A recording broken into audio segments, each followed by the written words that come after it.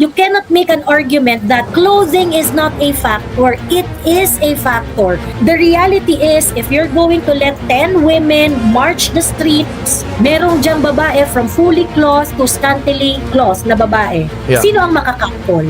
Kaya tinanong ko siya kung inabutan mo yon. Sabi ko, okay, why do you not run around your house in front of your daughter naked?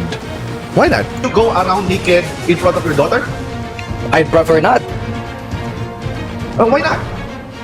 Tapos pumunta siya sa, it's uncomfortable. That's not an argument, sorry. Tsaka sabi ko, okay, ano sa tingin mo yung reason why hookers dress the way they dress na revealing clothes? Boy, Right? correct. So sabi ko, okay, so you cannot deny now na they're doing that to attract clients. You know, yung example nga niya, yung sa Muslim country, di ba? Yeah. Sa Muslim country, they are fully covered. And the idea is that you do not want to show. Kasi nga, if you show your skin or if you show your it becomes a space doon sa isip ng mga kalalakihan nila na mag-explore ng mga isip na hindi maganda. They become for women. creative. They become creative, ganyan. Which one is more biological? The clothing or the sexual drive? Ngayon, if the sexual drive is biological for men, what should you do? Change their minds? No, it's biological. So you should risk manage on those people. Kasi siraulo na nga yung mga yun eh. Mga manyakis na nga yung mga yun eh.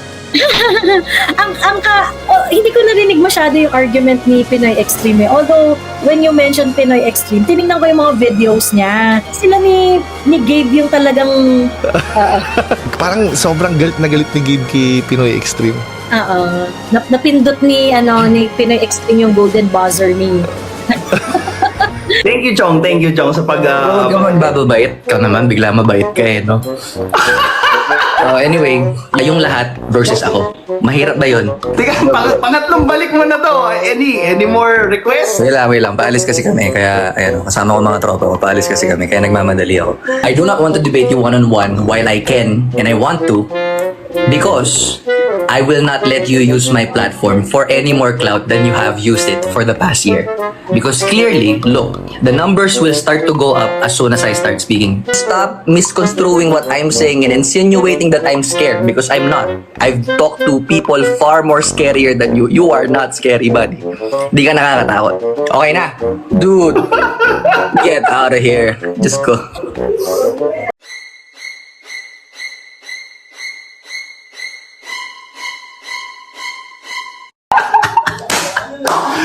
yung golden buzzer ni Gabe.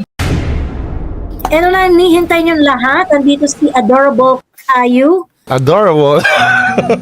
Nanood ka ba kanina? Kamusta? Napanood ko yung half. Si Gabe kasi, mahilig kasi siya dun sa mga argument na... May gap. May gap. May gap. Yung parang, it doesn't follow. Like, one argument that I pick up is, sabi niya, sa mga religious country, naka-jihab yung mga na fully clothed yung mga babae, pero nahaharas pa rin sila, na sa sexually assault pa rin sila, ganyan, and things like that. Hindi gano'n. So, ibig sabihin, dahil ganun yung sitwasyon is gonna be na doesn't matter kung ano yung damit ko o hindi, because it doesn't translate to reality. This is the reality. The reality is, yung mga kamag-anak mo, maaaring yung mga kamag-anak mo ay isa-sexual assault ang kanyang kamag-anak na babae. Ngayon, it will not require clothing or whatsoever in ganyan. But yung kamag-anak mo na merong mga bad intentions sa utak, lumalabas yan ng bahay. At pag lumabas yan ng bahay at makakakita yan ng mga tao na hindi nila kamag-anak, di ba? That will entice these people to do a sexual assault or whatever. In fact, it doesn't have to be kumbaga, iba kasi yung kaso ng babae na nasa lansangan dun sa babaeng Muslim na nandun sa Muslim country. It's not the same. So you cannot say, you cannot make an argument that clothing is not a factor. It is a factor. The reality is, if you're going to let 10 women march the streets, maraming tambay na sa kanto dyan, 10 women, merong diyang babae from fully clothed to scantily clothed na babae. Yeah. Sino ang makakapol? Of course, yung revealing. Yeah. Yeah, oo. Kaya nga sabi ko na parang it seems to me na he's writing fiction to deny na it's happening in reality. Ito yung nangyayari sa reality. Kasi sabi ko, yung ought statement is goal dependent yan. Kasi yung revealing clothes, it might first ma-sexually harass ka or it can entice customer. Gusto niya i-conflate yung ibang context sa ditong context eh. Yes. Kaya nga factor eh, di ba? Gusto niya Follow, di ba? It doesn't follow. Hindi naman sinabi na sole factor yung dress or necessary Yeah. condition. We did not claim that. Sinasabi lang namin is sufficient yung condition na naka-revealing clothes ka ay mataas yung chance na ma-sexually harass ka. That's it. Yun lang naman. It can call for unnecessary and traumatizing situation. Correct. Diba? Correct. Na pwede mo namang iwasan. Yeah. So, diba, why not protect yourself? So, it is not control. It is a precautionary measure on the part of our youngsters, on the part of Yeah. women. Diba? So, parang, bakit may deprive yung tao to do that? Ang ano kasi nila, parang they are working on, yung mga kagaya nila Gabe, they are working on a premise na, no, clothing is ultimately has no role sa mga sexual harassment. Kumbaga parang ang inaano nila is nakadepende lang yan doon sa taong Sa isip. sa isip ng tao. Which we don't deny, right? Yeah, we should not deny, di ba? But the thing is, yung mga tao na walang paki sa clothing, meron ba siyang mapapakita na yung taong walang paki sa clothing, na nanghaharas, might get more enticed kapag kunwari, di ba? Kasi I'm pretty sure there's a correlation to that. Kagaya sa, yung example nga niya, yung sa Muslim country, di ba? Yeah. Sa Muslim country, they are fully covered. And the idea is that you do not want to show, kasi nga if you show your skin or if you show your it becomes a space doon sa isip nung mga kalalakihan nila na mag-explore ng mga isip na hindi maganda. They become for women. creative. They become creative, ganyan. Yes. So, di ba? I mean, that's part of their belief system. Di ba? Kaya nga sabi ko, actually, let's talk about biology din. Okay, biology, sinasabi na ang men are more sexually motivated than women. Okay, here's the problem. Oo. Ang gamot mo dun sa mga lalaking yon is call them out. Sabi ko, I can give you a better alternative sa solution. Kill them all. That's more effective than what you're saying, right? Diba? Yun yung issue parang, teka lang. Hindi naman namin sinasabi na unang-una, hindi nangyari sa'yo. Kaya tinanong ko siya kung inabutan mo yon. Sabi ko, okay, why do you not run around your house in front of your daughter naked? Why not? Tapos pumunta siya sa it's uncomfortable. That's not an argument. Sorry. Bakit nga? Ano ba? Dahil malamig ba? Or whatever? Sabi niya, well, it's none of your business. Well, so your reasoning na kung bakit hindi ka hubot-hubad sa harapan ng daughter mo is none of my business. I thought sabi mo, we should tell men what to do or what not to do. You're a man. Kasi, yeah. And I think parang sila na yung sobrang oblivious sila dun sa fact na in reality, you really have to dress up appropriately. Diba? Yun yung reality. When you go to work, you dress according to the dress code of your company. When you go to school, you dress in accordance to the dress code of your school. And that has been the rule. And it is not there because trip lang nila or because it is there because you really have to make yourself appropriate doon sa situation. So when people would say that when you go out, you dress appropriately. Kung pupunta ka ng feeding program, pagkatapos ikaw saksakan ng dami ng alahas yung suot mo, is that appropriate? Diba? Hindi rin naman appropriate yun eh. O di kaya mag-cleavage ka dyan ng bonggang-bongga habang sumasandok ka ng sopas. Actually, kaya ako in-invoke yung biology kasi it seems to me na gusto niya sabihin na we can control men more than women. Sabi ko, well, I don't think so because these men, biological yung underpinning yan. Yung pagdedress mo is part ng epigenetics, meaning adaptation. You should adapt sa environment mo, right? Tsaka sabi ko, okay, ano sa tingin mo yung reason why hookers dress the way they dress na revealing clothes? Boy, Right? diba? Sabi nga, Yung to feel... clients. Exactly! Right? So sabi ko, okay, so you cannot deny now na they're doing that to attract clients. Okay, kapag hindi mo dininay yan, there are women, at least, the hookers, they do that on purpose. Correct. So hindi mo pwedeng i-deny sa reality, right?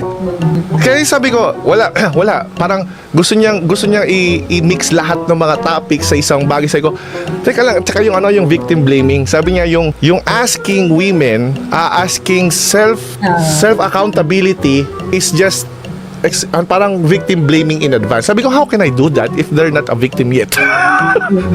Correct. And the problem is, yung ganun kasing point of view, it does not prevent crime. It does not take care of women. I mean, Correct. what is more important that you are politically correct in your mind na, no, clothing is not a factor, ganyan, until it is a factor. Until you woman experience sexual assault, until the woman is catcalled on the streets.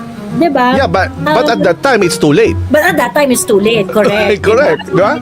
You know, we cannot just take your political correctness and expect that your political correctness will defend me on streets. Diba? Correct. Hindi man ako idedepensa niyan sa sa lansangan Kaya nga in-invoke ko yung nighttime. Actually, mas madalas ang sexual harassment at nighttime, right? Sabi ko, and that's one factor. Pero it doesn't mean na hindi nangyari sa umaga. So, how is that one factor different from the clothing factor? It's the same. It's the same factor. Kaso nga lang, hindi siya necessary. Kasi, yun ang gusto niya sabihin necessary condition yung clothing para ma-sexually harass yung... No, that's not our claim. It's a sufficient condition. Kasi yung isip ng taong manyak, that's a necessary condition. Kumbaga yung clothing is, kumbaga, contingent. Right? Hindi namin kine-claim siya as certain na... Ayun pa, nagko-conflate siya sa idea ng positive correlation and causation. Sabi niya, wala raw positive correlation yung clothing tsaka yung sexual harassment. Sabi ko, there is. I think you're confusing the two. Ang sinabi sa study is there's no direct link for causation. Yun yung sinabi, hindi correlation. Hindi yun kayo hindi niya nilatag kung ano yung factors dun sa study na yon. Correct. Dun sa study ba na yon, are we talking about reported assault? Yeah. Diba? If it is a reported assault, there's the clothing is going to be a very, very, very, very little to none na factor dyan. Yeah. Kasi nga, kung kunwari, ika-catcall ka, or yung parang, Mins, pawak naman ang suso mo, ganyan. Those are already assault sa, sexual assault sa lansangan. I-report mo ba sa police yun? You're going to report it to the police. So therefore, Pero binabawi, ini-ignore na lang nila, right? Ini-ignore lang yun And those are the things that are not going to reflect on the data that Gabe is talking about. So, ibig ko sabihin, parang, you cannot just tell me that you have this data, there's no correlation in ganyan. Because these are the situation that you cannot measure because these situations, these circumstances are not being reported to the police at all. Hindi lang yun Kasi ang problema doon, sabi niya, nagbigay daw siya ng data peer-reviewed. Sabi ko, I'm gonna give you the data I have. The problem is, okay, I'm gonna give you to prove my point. You're gonna give me to prove your point. Now what? Ano mangyayari? So we have to argue it. Correct. So ganun yung nangyari. I think when you argue in a way that I have data, there is a study in ganyan. Yeah. I think it should be laid down in a way na identify mo sa akin yung methodology. Tsaka scrutinize. Identify mo sa akin yung methodology, identify mo sa akin yung variables so that I can also examine whether or not the study that you are talking about fits the argument. Kasi if you're just thinking about that this is the study, but it doesn't apply with what we are talking about. Because we are probably talking about instances that are not reported to the police and you are talking about data that refers to which is out of context. Diba? Out of context na tayo. Oo. Exactly. Wala na silbing data, it doesn't apply here. Right? Yes. So, sabi ko nga sa kanya, kaya ako siya niribad doon sa Pew Research. Sabi ko, teka, doon sa Pew Research, dalawa yung titignan doon, extreme to extreme, right? Yung una is, kung yung clothing ba is whether deemed too secular or too religious. Okay? So, you have to include that in the context Kapag ang isang country is too religious, may tall poppy syndrome dyan. Kapag ikaw ay nag-stand out sa crowd as yung revealing clothes, you will be sexually harassed. And then the reverse works dun sa too secular. Right? Kasi those people, they're accustomed to looking at women na revealing yung ano, right? Then now, they become curious dun sa sobrang conservative. That's how it works. So, contextual, sa hindi ko pwede sabihin na, pero, in both cases, clothing is a factor. Right? Come on!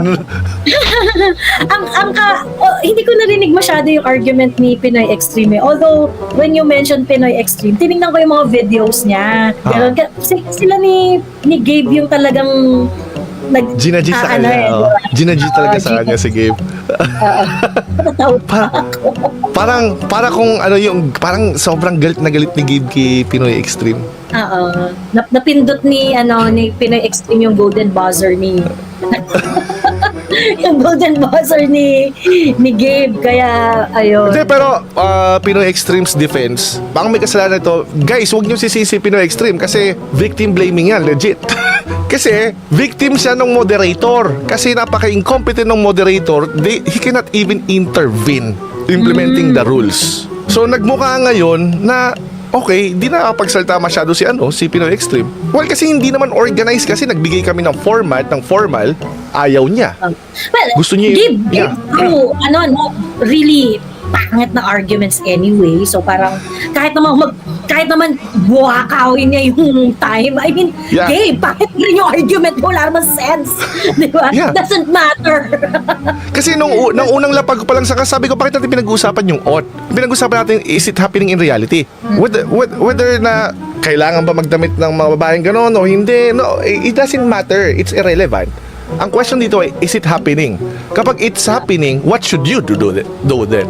And if you're trying to deny what is, then we have Yeah. a problem. Diba? We have a problem, right? Parang nasa world ka ng nasa world ka ni Gabe. Basta sa world ni Gabe. Kasi gano'n yun, para siyang climate change denier. I'm sorry, pero yun yung labas niya sa akin, para siyang flat earther. Wala tayong ma-achieve doon, di ba? Wala na nga.